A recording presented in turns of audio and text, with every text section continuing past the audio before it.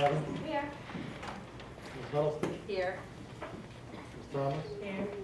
Ms. Petita. Here. Dr. Brooks. Here. Dr. Guillot. Ms. Bourgeois. Here. Mr. Dufresne. Here. Mr. Schwest. Here. Mr. Plaisance. Here. Mr. Duplantis. Here. Mr. Long. Here. Mr. Archer. Here. Mr. Bernard. Here. Ms. Chabot. Here. We have a quorum. E, to recognize Ms. Trinette Wallace, Louisiana Middle School Teacher of the Year.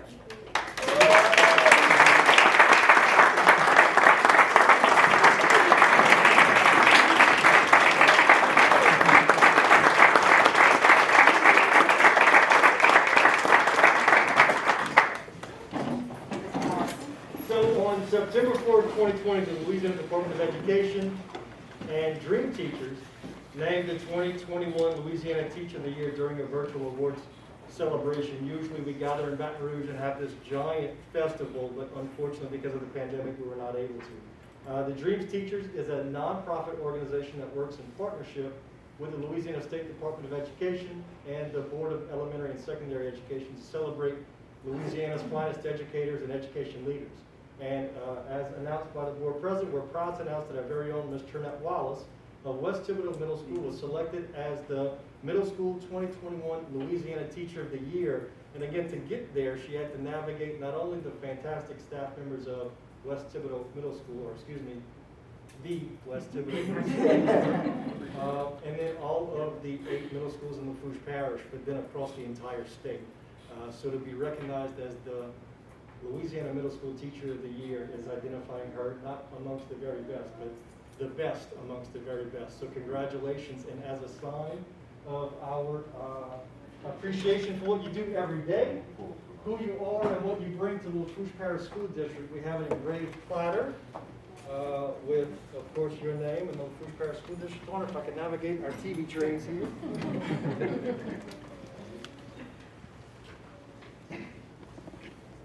Here.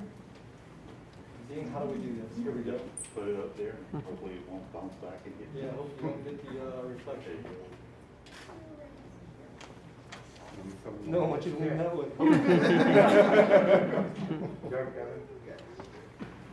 And also, I was visited today by the mayor of Thibodeau, and I get to do something that I've never done before, which is present somebody with the key to the city.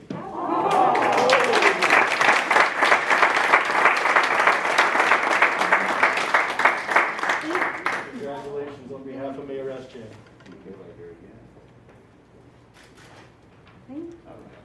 All right, thank you so very much. Like I said, I have nothing to say. First, I want to thank my family. My sisters are here. My mom, who was an educator for 33 years, not only an educator and administrator. My oldest sister was recognized as Exemption Parish Principal of the Year in 2016. So education is in my blood. I want to thank my husband for supporting me, and the best principal that beat West Thibodeau, Gregory Cook. I flourished under the administration at West Thibodeau. It was, I thought about something I can share with you all just to show how humbled and shocked I am. Out of close to 60,000 teachers in the state of Louisiana, they picked me as the top one. And from that day, I've been trying to wrap my mind around what got me here. And the first thing I absolutely thought about was my faith and my upbringing, and how my grandmother used to say the rosary with me, my mom used to pray with me. I brought that into the classroom, and I share that. Mr. Cook often hear me in my classroom listening to my inspirational music, and I'm getting kind of choked up as I tell this story. But when I first started teaching, I had someone to tell me, why would you want to continue teaching? You could go dig a ditch. That was 11 years ago, and I'm so happy that I didn't listen to what man told me that I couldn't do and I shouldn't do, but I listened to God and what He prepared me and He put me in. That's right. This honor,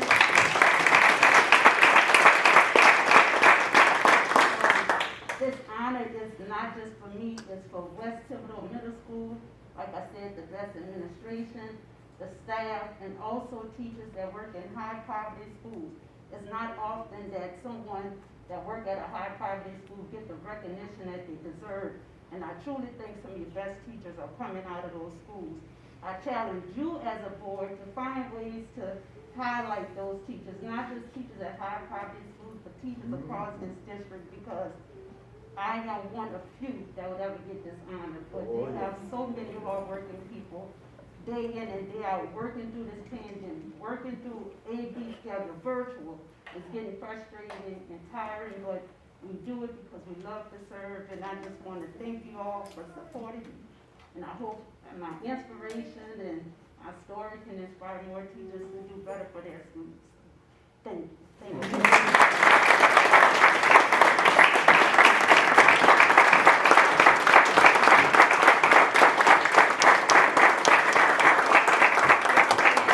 Ms. Wallace, would you like to take a picture with your family and maybe have them come up? And of course, Mr. Greg Cook, before you ask.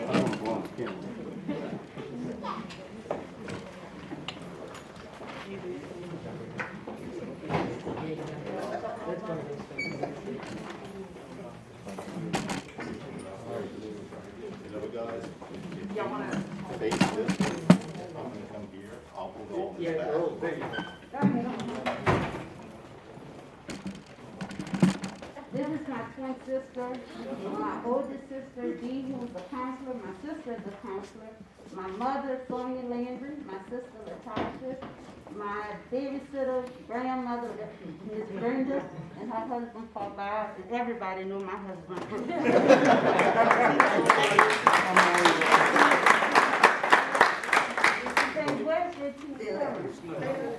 Okay, guys, if you could come in to show the love, just kind of close it in a little. And we can get everybody in. Mr. Cook, if you want to come on the side of it right here. Yeah, come on in here. Tall. Yeah, let's be tall. And come on, Cook, stretch it out. Okay, listen, I'm not gonna ask you to smile because this doesn't work. Okay, let's go. On three. One, two, why am I counting? One more, right?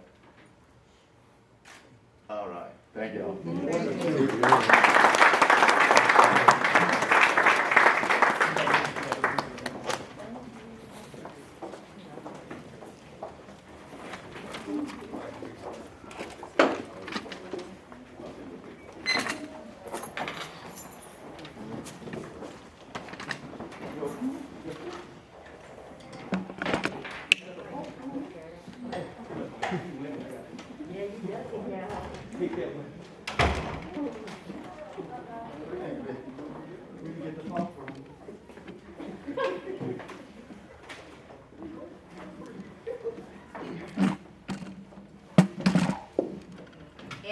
Recognize a report from Ms. Wendy Thibodeau, Lafourche Parish Assessor. Ms. Thibodeau? I was asked to come tonight to kind of give a little background on why you were asked to do the millage, the adoption of the millage rates twice. What happened in the first round of this, when I did my report, the numbers from 2019 in reassessment, I have to submit the 2019 totals, taxable totals, and the 2020 taxable totals. Well, when I ran that reassessment report for 2020, the total taxable assessed value for 2020 was actually less than what was collected in 2019. So what that does, the law automatically rolls that millage rate forward so that the districts collect the same amount of money from 19 to 20. Well, I do internal audits in my office throughout the tax roll season, but in reassessment, I do more. Well, when I was running one of the reassessment internal reports, audit reports, I wasn't balancing. So I went into it even further and started digging into a desktop audit. Come to find out, there was a certain category of watercraft, very substantial watercraft of high value, that was not coded into the reassessment reports, because I only run those once every 4 years. And the reason, when I talked to the IT guy on why it wasn't coded, you know, in the background, I guess IT people would understand this better, but in the background, the way it was explained to me is in the background, this certain category of watercraft was not coded for the reassessment reports. So in my regular tax roll reports, it was getting calculated, but in the reassessment reports, it wasn't coded for that report. So we found it, and what it was $46.5 million worth of taxable assessed value in this specific type of watercraft. Like, some of them were $19 million, like, it was a lot. So I contacted the legislative auditor, explained to them what had taken place, and what happened was when I submitted these new totals, it actually gave that taxable assessed value for 2020, it gave it a higher rate. So that's why your millage rates, you got a second report that your millage rates rolled back and rolled down, so that you collected, that report showed the same amount from 19 to 20. And now you have the option to decide whether you choose as a district to roll forward or not. To where in the first report, you weren't able to do that because the millage rates automatically rolled forward. Total, there were 29 districts that it affected. It affected every single parish-wide millage. So you weren't the only ones, and I appreciate y'all having patience to do this, but it is beneficial to the taxpayer because they are not being overtaxed. You know, that millage rate is going back down. It was a total of about 6.6 mils total for the district. Just for the school board, it was 0.83 mils of a difference. So it's a significant amount. The totals if you do decide to roll forward, the total for this district would be about $42.6 million. So that would be rolling forward. I just ran that report just to have that number available for y'all. Again, I apologize, but I'd rather catch it now than later, because if not, I would have had to everybody would have had to redo their millages and the tax roll. So that's why we have checks and balances through this. So it is fixed, so I can guarantee you that category is in there every time. So, and I will look for it again now, that you know. So if anybody has any questions. Sounds like a good deal. It is very good. It's never good for your millages to automatically roll up, but unfortunately there were 9 districts in the southern part of the parish that even with that 50 million, that 46 million, they still automatically rolled up. So instead of having 29, I have 9 that rolled forward because they did take a loss. So it is just to be aware that the economy, even though this was a good error that I found, it's still, we have to be aware that what the economy really is doing, and next year I do anticipate a loss, because what's reflected on this tax roll is what took place in 2019. These numbers are reflective of what took place in 2019. And 2021 will be reflective of 2020, meaning that this tax roll does not have any decreases for the drop in oil and gas, nor COVID. There is not $1 off of this tax roll because of COVID, or when they were trading oil at a negative. That is not reflected in these numbers. That will be reflected in next year's numbers. So, yes, so I'm just kind of preparing everybody. So I'll have a better idea after January 1st to see what is in the parish and what has left, what is closed and what hasn't, but just kind of be aware of that. So, Mr. Bernard? so that's the only negative thing? It doesn't really, what I'm saying right now really isn't pertaining to these millages, but I'm just kind of giving you a heads up that, because a lot of people don't realize that what this tax roll is reflective of is of last year. A lot of people assume because we get it at the end of the year that it's reflective of that year, but it's not. I have to have 365 total days to tax, to evaluate and to value. And that's why it's reflective of what took place last year. So in 2021, that tax roll will be reflective of what took place in 2020. So just be mindful that is going to happen. Thank you, Mr. Bernard. Mr. Archer? Thank you, Madam President. One more quick question. Sure, no problem. What is your financial forecast for this parish from here on to next year? I'm anticipating a decrease next year.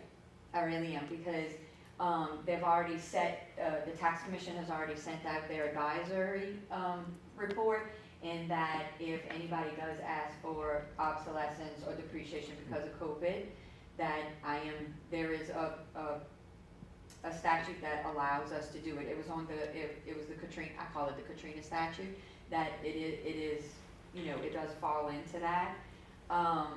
The oil and gas, I mean, between the watercraft and the oil and gas, that's over half of our tax base. So, even though we don't have a lot of inventory, meaning oil, that we get revenue from, we do have a lot of tanks and pipelines that do get depreciation when the oil's not going through it, they are allowed obsolescence. So I am anticipating that. The COVID, it's just like, the best way I can explain it is if a bar comes to me and I am eligible to tax it for 12 months, if they're closed for 7 months, they get 7 months of obsolescence. Everything gets a break when it isn't working. If your house is vacant and, you're not renting it, there's some breaks with that. It goes the same with watercraft. If watercraft isn't working, they get obsolescence on the days that they don't work. Pipelines get obsolescence according to their throughput capacity, and bar, we just have never seen it, because typically we see obsolescence with the oil and gas industry because we're so reliant on it. But we got the obsolescence going on in the southern part of the parish, and this will be unusual and unprecedented, but we will see a decrease in the north. Now, the numbers are not going to be the same, but I think the percentages will be reflective of it. Thank you, Madam President. Any further questions? Anybody? Thank you. Thank you,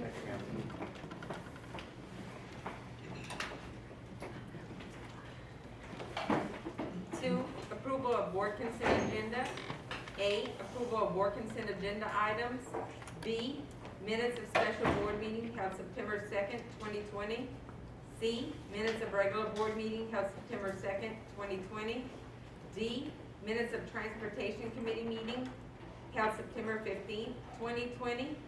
E, minutes of land and facilities management committee meeting held September 2nd, 2020. F, minutes of finance committee meeting held September 16th, 2020. G, minutes of academics committee meeting held September 16th, 2020. H, superintendent's quarterly report period July through September of 2020. And I, observance of proclaimed by Lafourche Parish School Board, Lafourche Parish Bus Safety, Lafourche Parish Bus Operator, and Lafourche Parish Bus Monitor Appreciation Week, October 19th through October 23rd, 2020. Do I have a motion? Motion by Mr. Al Archer, second by Mr. Randy Schwess. Is there any comments from the public? Any comments from the board? Mr. Tyler Dufresne? Thank you, Madam President. I would like to make an amended motion for item I to include National Custodial Workers Day, which was October 2nd, and National Principals Month, which is October.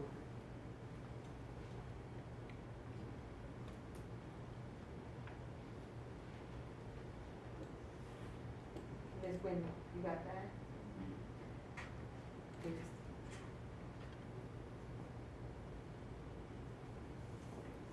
So I have a motion to amend it for National Custodial Month, Workers Day 2020. October 2nd. And what is the second one? National Principals Month for October. Do I have a motion? Motion by Ms. Cheryl Thomas, second by Mr. Raven Orr. Are there any comments from the audience? Any comments from the board? If not, we'll do a hand vote. All in favor?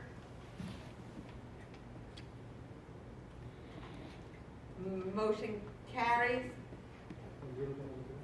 15-0. Mr. Dennis Diop did come in. Thank you, Mr. Diop, for joining us.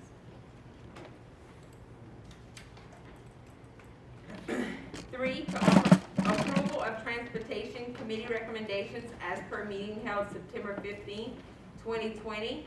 Ms. Cheryl Thomas. To authorize the purchase of 30 additional new buses to replace 30 of the oldest buses of the fleet. And I would like to amend this agenda item to read, to authorize the purchase of 52 additional buses to replace, 30 of the oldest buses of the fleet and 22 of the propane buses. It was discussed and decided in committee that the additional 30 buses would be needed to replace our oldest buses. However, we also have 22 propane buses that could be replaced with new diesel buses. This will remove all propane buses from our fleet. The propane buses are not able to be used for long trips, and they have increased issues related to running on propane. And the state no longer provides the incentives that once encouraged the use of propane fuel buses. Lastly, the school board is already paying the same rate for the propane buses that a new diesel bus would cost. Therefore, we have an opportunity to add 52 new diesel buses to the fleet for the increased rate associated with 30 new buses. So, Motion by Ms. Cheryl Thomas, second by Dr. Mary Breaux. Is there any discussion from the public? Any discussion from the board? Ms. Marion Petita? I just wanted to say that is a no-brainer, that it really is, it's exciting news, and I'm sure the bus drivers are very happy with that too. Thank you, Ms. Petita. Ms. Babin? This is definitely a win for our transportation department. Thank you guys for working really hard to get this taken care of. We've been saying that this was something that we wanted to do. It's like a victory for our transportation department. So, thank you. Thank you, Ms. Babin. Ms. Valerie Bourgeois? That's what I echo that. It is a win. We've been saying, wait, there was something coming, so finally it can come to fruition. And great job of getting the propane out with the new diesel for the same price. That's excellent, and so it's such a great day for our students and our transportation department. Thank you. Mr. Bernard? Just a question, will it all be air conditioned and everything as far as that's top notch? Okay, thank you. Mr. Guiot? No, Mr. Blaison? Thank you, Mr. Thank you, Madam President. Thank you, Dr. Gia. Definitely a win for our transportation department. I think a win for our entire district, students, parents included, who have to always worry about their kids getting to school. Definitely a huge move forward. And I think getting away from the propane buses will probably be good for B&L as well, just because the cost associated with repairing these buses is expensive and also costs us more money. They're expensive to operate. And I'm pretty sure our bus drivers on longer trips will appreciate the diesel buses in the long run. And good to hear we'll have every bus in our fleet air conditioned, which is critical, especially the amount of kids that we move around on a daily basis. So I think everyone's gonna be excited about this and see that there are new buses on the road. But please understand that it's not gonna happen tomorrow. It's gonna take some time for these buses to get here. I'm sure Mr. Morgan could elaborate on that. But and then also the only other question I would have is there a process in which we're gonna actually put these 52 buses out? Seniority or area? Like what's the plan for that? That's the only question I really have for that. Thank you. Thank you, Mr. Blaison. Mr. Schwest? Yes. I want to thank Cheryl for working so hard. You know, I know it puts joy in her heart. Yes. About this and everything. And on the committee, she has done a tremendous job. I'm on the insurance committee, the transportation committee at Bart. How did it come about with the 22 propane? Was it some work by B&L Transportation? You know, that we need to thank B&L Transportation for working on this for us and everything. I think they are here tonight. I want to thank y'all for doing this and everything and working on this. Thank you. Thank you, Mr. Schwest. Ms. Fertitta? Well, I Barry got part of my question answered, that from all of our buses going to be air conditioned after this. Every route bus, yes. Every ma'am. route So bus. we will potentially have some, what we call spare buses. Some of our route buses today will become spare buses once this transition is complete. So all of our route buses, which are buses that drivers use day in and day out, will be air conditioned. And the capacity of these new buses are bigger? 72, yes ma'am, so it will increase the amount of children we can move as well, which during this pandemic has become extremely valuable. Cut down on our bus routes too? We don't anticipate reducing the number of routes, we're just hoping to be able to move more children efficiently. Yes, ma'am. Thank you, Ms. Petita. Anyone else?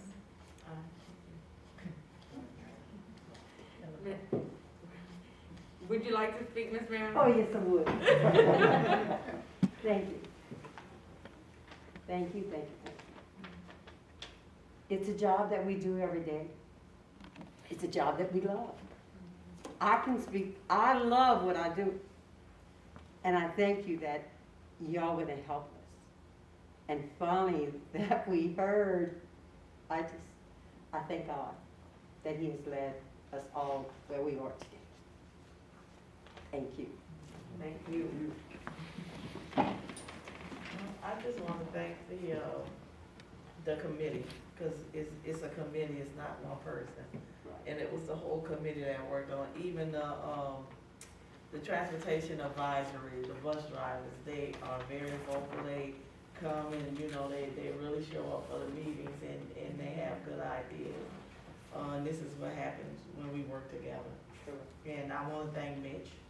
I don't want to leave him out. And also, I want to thank Mr. Martin, because he was a big part in this, and I appreciate him. I told him I was going to be like a gnat to get some buses. And he does listen, and you know, he's very patient, and I just appreciate him working with me on this project. Ms. Cheryl, I do have to commend you, along with many of the others. I know I made the advisory committee meetings with the bus drivers a lot, being on the transportation committee. I missed a few, but you didn't. So not only did you do your bus committee meetings, but you also did their advisory meetings every month, and listened and took notes. And thank y'all for having us at y'all meetings, Ms. Marilyn. I know Ms. Dana and Ms. Mina and Ms. Michelle and all those that are so vocal, Ms. Noel. We appreciated them coming and driving and being a part of it. I know Mr. Mitch worked really hard with Ms. Leslie and Mr. Billy. I'm sure that's something they're happy to see, but we were very happy he shared that news with us. So thank you very much for putting that all together. Very nice. So we're gonna, anybody else? We're gonna vote on the amended motion to authorize the purchase of 52 additional new buses to replace 52 of the oldest buses in the fleet. Is that correct? 30. 30. To replace 30. 30 of the oldest buses. And 22 of the propane. Propane. So to authorize the purchase of 52 additional buses to replace 30 of the oldest buses of the fleet and 22 propane buses of the fleet. Motion by Ms. Cheryl Thomas, second by Dr. Mary Grove. Everybody in favor? Motion passes 15-0. Thank y'all very much.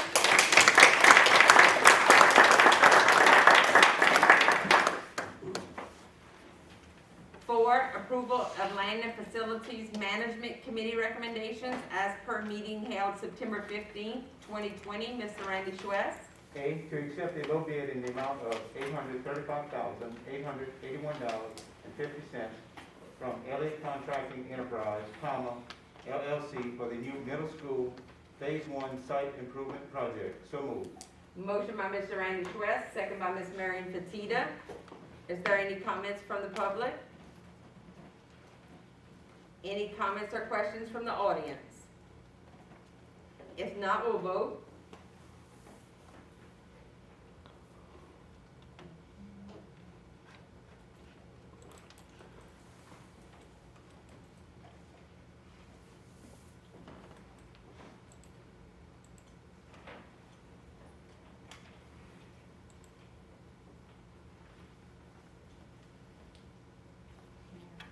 Motion passes unanimously.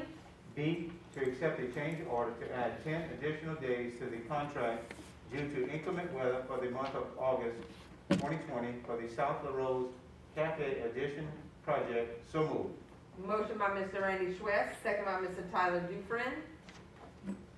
Are there any comments from the audience? Any discussion or comments from the board? If not, we'll vote.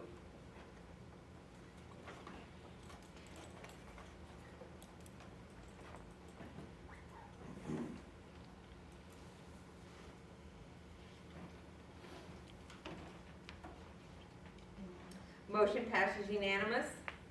5, approval of Finance Committee recommendations as per meeting held September 16th, 2020. Dr. Mary Breaux. A, to accept the highest bid received through Central Auction House for the surplus vehicles, Unit 10 at $2,800, Unit 32 at $2,800, Unit 30 at $2,800, and Unit 14 at $2,800. So moved. Motion by Dr. Mary Breaux, second by Mr. Clyde Duplantis. Is there any comment from the audience? Any comments from or questions from the board? If not, we'll vote.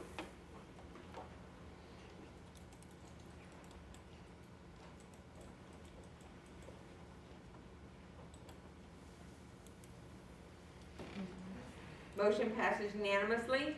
B, to recommend the maximum authorized rate using the roll forward process for adopting the 2020 ad valorem tax rates as adjusted by the Lafourche Parish Assessor's Office.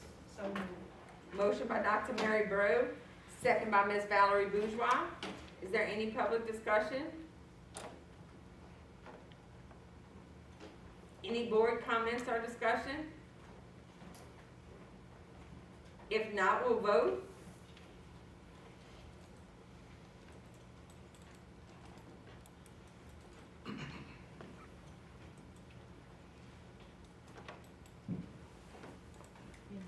Motion passes unanimously. 6, new business, to receive a report on the 2021 student enrollment figures for all the Lafourche Parish schools.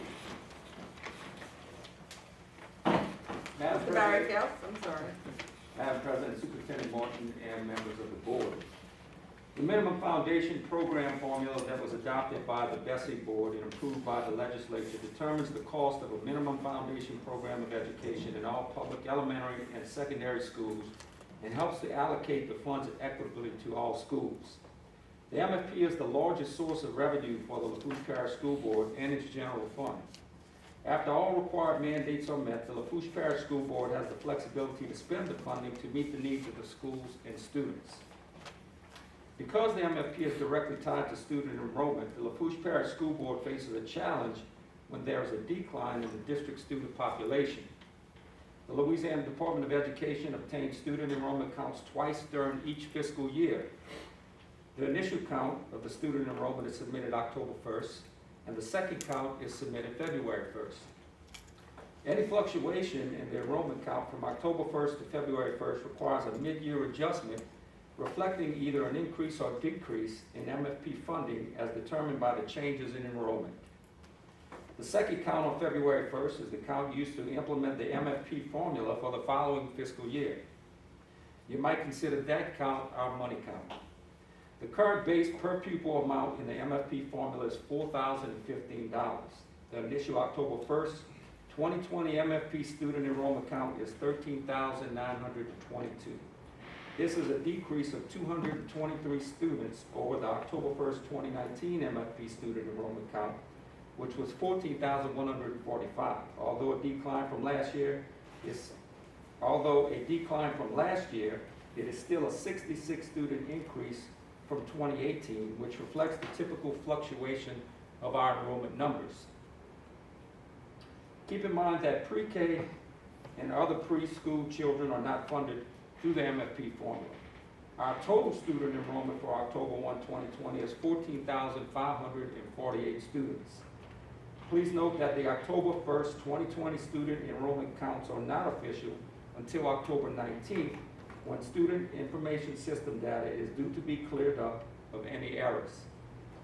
You all have been sent our enrollment comparisons and trends since 2014. Included in that are grade level enrollment data as well.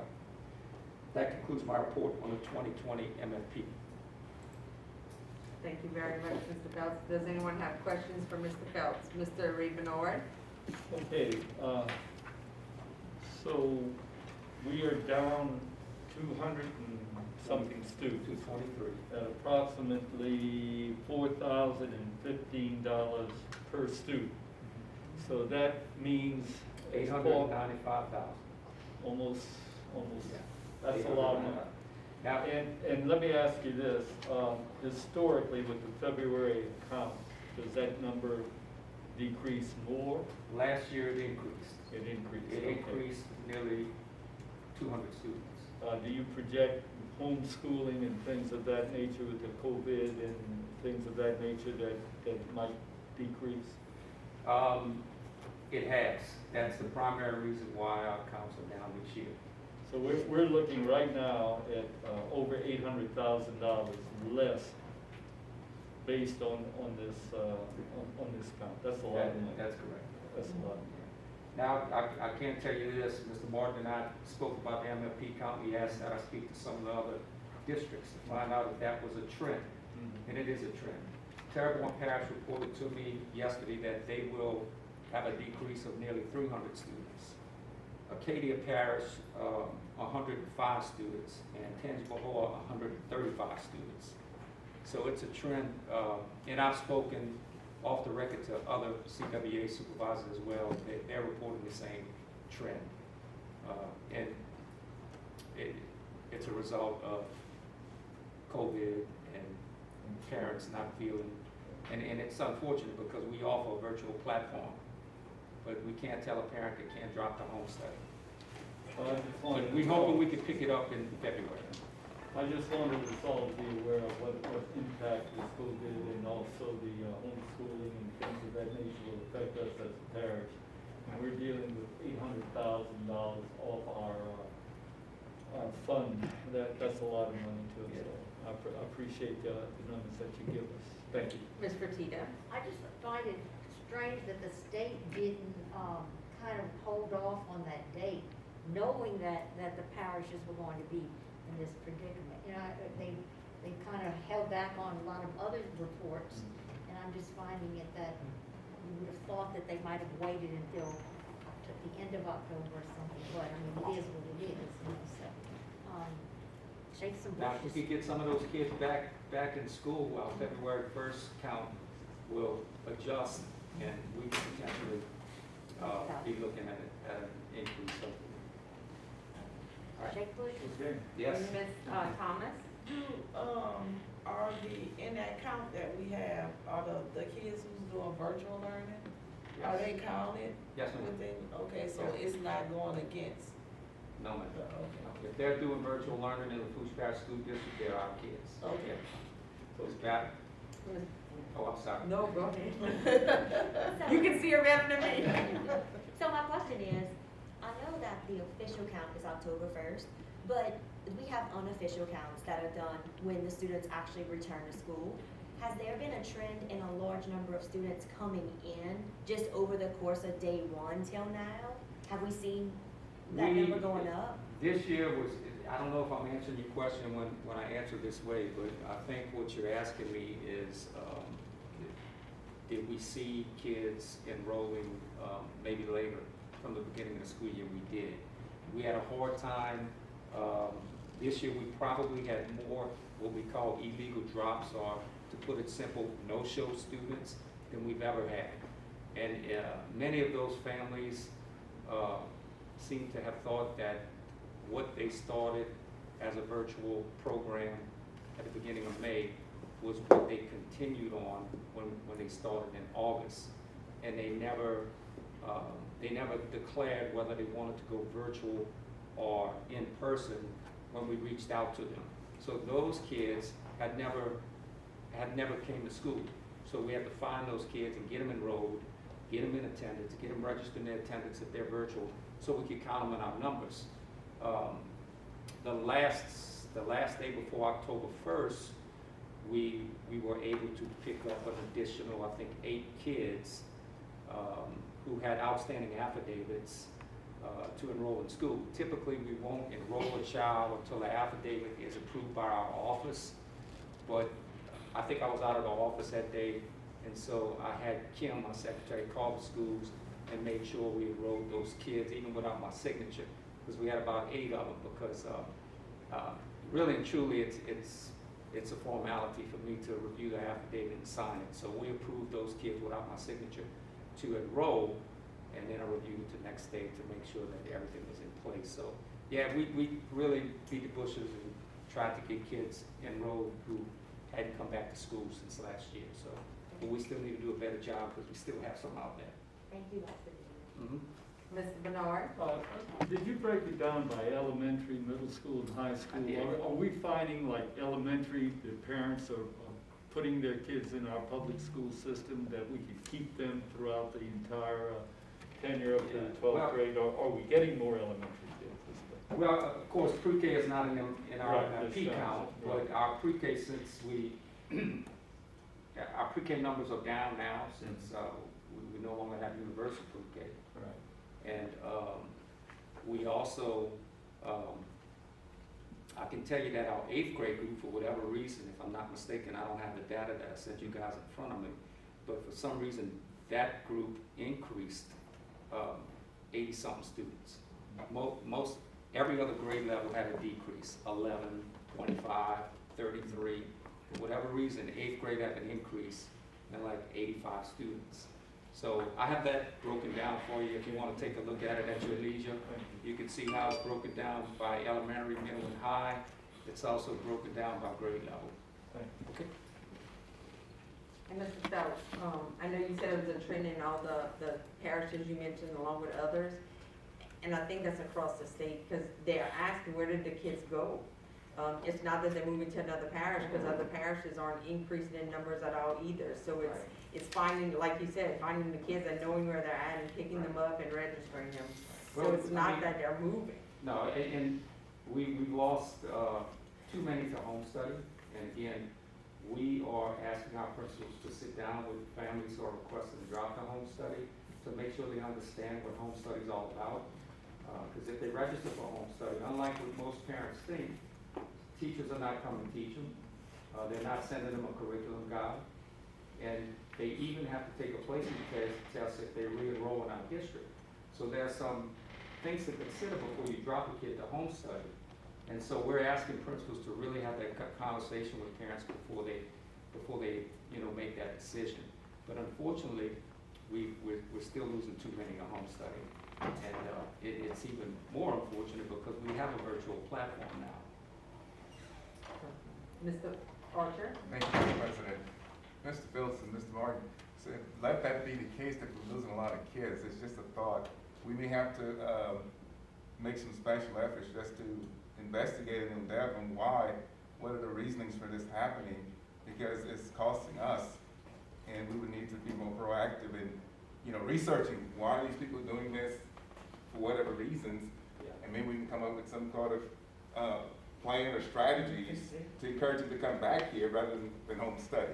Not saying all would do that, but it's just a thought. I can tell you that. You can't lose by doing it. No, you're right. And I can tell you that I have spoken with Mr. Martin and Mr. Gibbery about that. We recognize that, and we recognize that we need to make an effort to let parents know that we're open. If you want to send your virtual student back to school, if you feel like it's safe, we're making every effort for our campuses to be safe, and we welcome those kids who were virtual back on campus. And when I say virtual, but I'm talking, those kids are included in that count, but I'm talking about those home study kids. The home study kids are the ones we want to get back on our campus. Thank you for that suggestion, Mr. Archer. Thank you, Mr. Phelps. Oh, Mr. Blazon? Thank you, Madam President. I just have a kind of broad question here.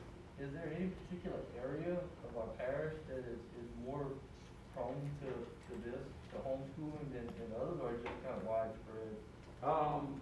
Typically, it's high school, usually, but this year it's widespread. But keep in mind, as I mentioned, I wanted to bring this out in the report, although we had a decline this year, there's still a 66 student increase from 2018. So the student enrollment numbers are going to fluctuate every year. And sometimes it fluctuates as many as 250 kids, increase or decrease. So I don't think we need to push the panic button, but of course, we want to try to get those home study kids back at school if at all possible. Thank you, Mr. Phelps. You're welcome. Thank you.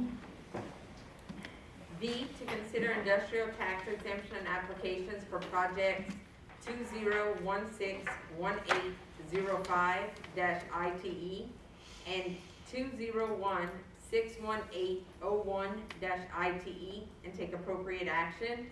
Mr. Martin? Yes, ma'am, thank you. These are two called ITEP applications, Industrial Tax Exemption Program applications, that predate the board action, which stated that the parish tax assessor would handle these cases on your behalf. So long as the formula applied to the application is a benefit to the taxing agencies, then this board would not vote on it. This is here before you tonight because these applications predate that resolution. And so when she went to approve them at the state's office, they looked at the date, looked at the resolution that you all passed, and realized that these two specific predated it. So these are likely the last two industrial tax exemption program applications this board will ever see, because by virtue of your resolution, it is now going to be in the hands of the parish property tax assessor. These two applications were put through the formula, and they were found to be in a favorable light according to the program, and would be a benefit to the taxing agencies.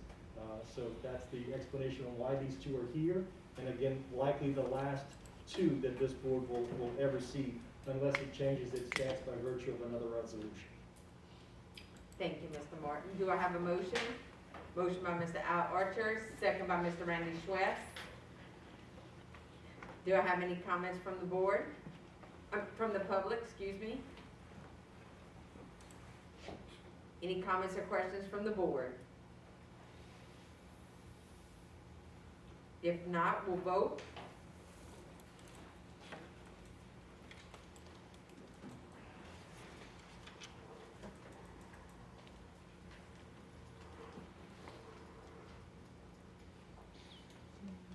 Motion passes unanimously. 7, memorial resolutions. 8, Ms. Rose Cheramy, retired child nutrition technician. Mr. Ray Benoit. Mrs. Rose Cheramy was hired by the Lafourche Parish School District on August 23rd, 1982 as a child nutrition technician at the Rose Cutoff Junior High School. Ms. Cheramy retired on August 4th, 1993, having served the Lafourche Parish School District for a total of 11 years. I move that this resolution be adopted by general consent and that a copy of this resolution be recorded on a special page of our minute book. B, Ms. Charlene Bergeron, retired bus attendant. Ms. Tina Babin. Ms. Charlene Bergeron was hired by the Lafourche Parish School District on August 16, 1991. Ms. Bergeron retired on June 10, 2014, having served the Lafourche Parish School District for a total of 23 years. I move that this resolution be adopted by general consent and that a copy of this resolution be recorded on a special page of our minute book.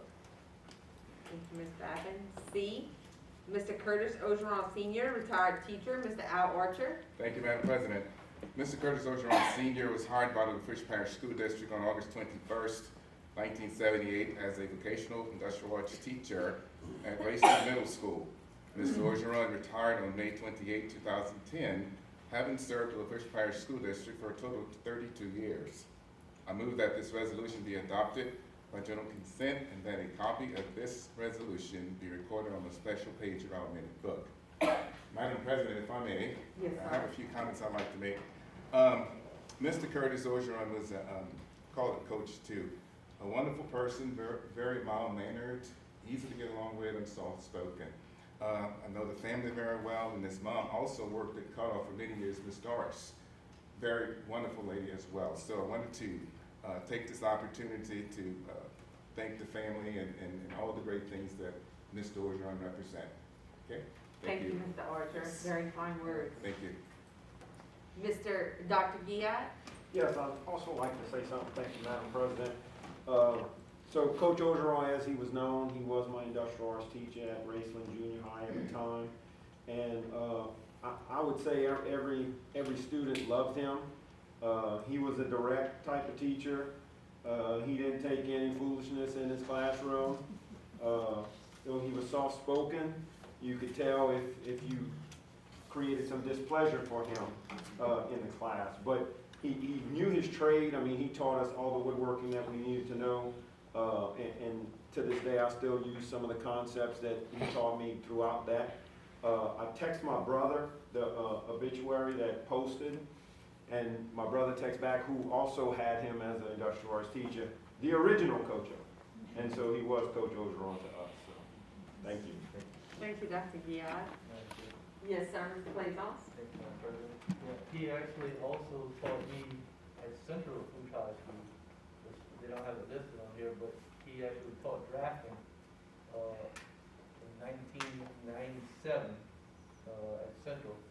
And he was very hands-on, great guy, just a really good teacher, and he did not take anything in his class. He walked a straight line. But he taught so many young men and women about drafting and careers in drafting, and just how, building bridges out of sticks. Although it seems so simple, and testing them for strength and over stronger, and he was a good man. Sad to see him go so early in his life because he was a young man. So, good man. Thank you. Thank you, Mr. Blazon. Any other comments? Well, like gentlemen, for sure. D, Ms. Apollonia Williams, paraprofessional, Mr. Tyler Dufresne. Ms. Apollonia Williams was hired by the Lafourche Parish School District on August 7th, 2019, and served as a paraprofessional at Thibodeau High School. Ms. Williams passed away on September 22nd, 2020. Ms. Williams served the Lafourche Parish School District for a total of 1 year. I move that this resolution be adopted by general consent, and that a copy of this resolution be recorded on a special page of our minute book. Thank you, Mr. Dufresne.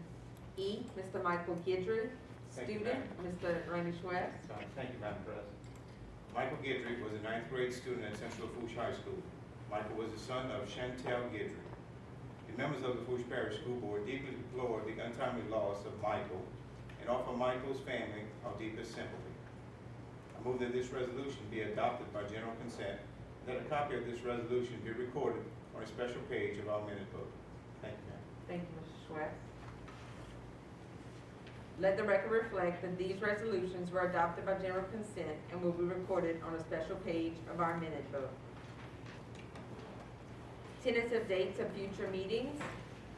A, Policy and Procedure Committee, Tuesday, October 20th, 2020. B, Transportation Committee, Tuesday, October 20th, 2020. C, Land and Facilities Management Committee meeting, October 20th, 2020. Insurance Committee meeting, Wednesday, October 21st, 2020. E, Finance Committee meeting, Wednesday, October 21st, 2020. F, Academics Committee meeting, Wednesday, October 21st, 2020. G, Board Member Retreat, Monday, November 2nd. Board Member Retreat, Saturday, October 24th, 2020. H, Advisory Committee meeting, Monday, November 2nd, 2020. And I, Regular Board meeting, Wednesday, November 4th, 2020. If there's nothing further, we'll adjourn.